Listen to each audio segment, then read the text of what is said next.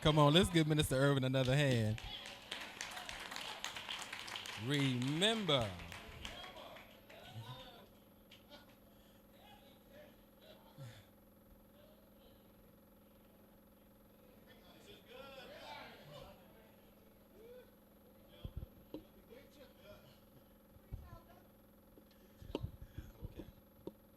All right, I'm going to be coming from Psalm 63, where it says, O God, thou art my God. Early will I seek thee. My soul thirsts for thee. My flesh longeth for thee in a dry and thirsty land where no water is, to see thy power and thy glory. So as I have seen thee in the sanctuary, because thy loving kindness is better than life. My lips shall praise thee. My soul shall be satisfied with marrow and fatness, and my mouth shall praise thee with joyful lips, when I remember thee upon my bed and meditate on thee in the night watches. If we're going to do better in our relationships, our areas of employment, our marriages, the way we treat our neighbors, the areas of ministry, we're going to have to refresh to restart. Now, the definition of restart is a new start or beginning. Definition of refresh is to give a new strength or energy. Now, a little bit of background about the text. David was on the run from Absalom. David was on the run from Absalom with his army from the king, and he is in the wilderness. Absalom had sent him out to order to have David killed. Sent out an order to have David killed, David, father of Absalom, was in the wilderness. David knew that they were after him. So what do you do when you're in a place that seems like defeat? Do you give up? Do you throw in the towel? The enemy is coming for you, and it seems like you can't win. What makes it worse is you put your own self in these situations. You've sinned, you went against the will of God, and here you are just like David. You ran away in the wilderness. So what do?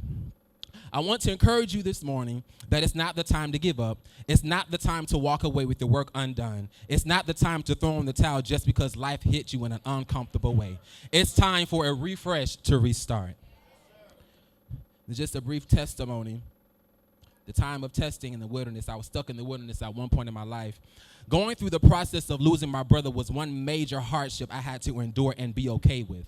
Not realizing the tears turning into anger, frustration, rebellion, blaming God for something that he already knew would happen. I turned away from God because at the time I didn't understand the why. So I walked away and didn't care to hear nothing about him.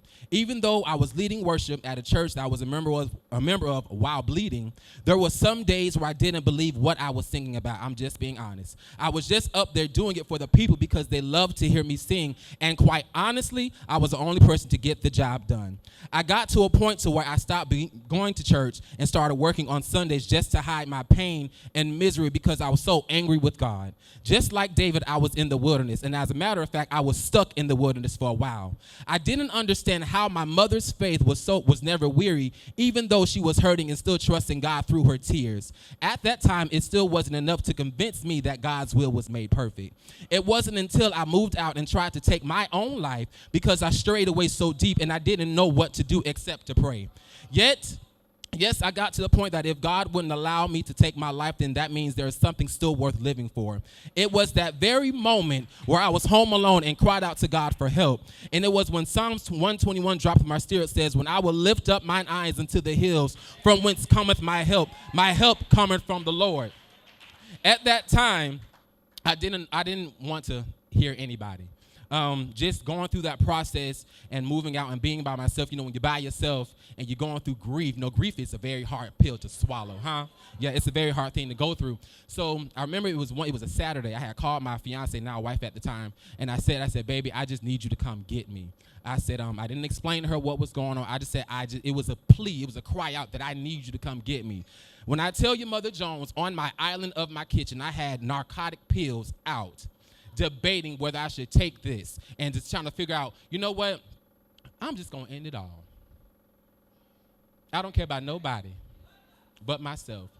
But then I had to remember my mother had just buried her second born. My father had just buried her second born. It has not even been a year.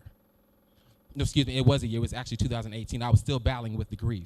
So going through that, I was like, do I really want to put my parents and my siblings through this stage of grief when we already lost somebody that was so great to our family, near dear to our heart? I didn't understand, but at that moment in time, I did not care, to be honest, because again, I was hurting. I was the type of person that did not want to talk to anybody because I kept everything on the inside of me. Trying to deal with things, turned to substance, turned to smoking Black and Milds. When I was stressed out, started drinking hard liquor, did all that stuff just to try to get into a place to where I didn't want it. I just wanted to black out. I just wanted to lay down, didn't want to wake up.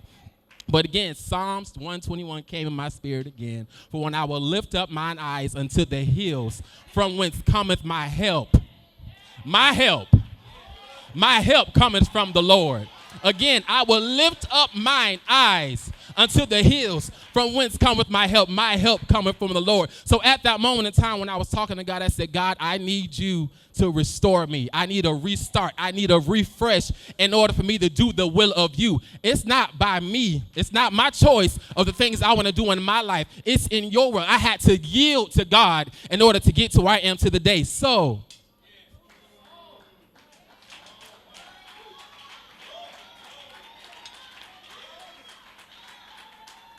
I'm sorry, I'm full. In my closing, in order for you to do better in life, no matter what comes your way, I dare you to trust God through the process. Transition hurts. It is very uncomfortable. Sometimes transition don't even make sense. I was talking to Dr. Jamaica this week, in passing. I was telling her, I said, you know what, so much stuff is going on in my life right now, and I just can't, I know I have to do this because it's the will of him, and it's on my life. But again, I got to points where I didn't even want to do it, to be honest with you. But then again, if you know Dr. Jamaica, she will rip you up in the most loving way. But I thank God for that. So again, like I said in my closing, if you want to be restored or be renewed, have a refresh or restart, believe God and trust God that he will see you through any situation. God bless you.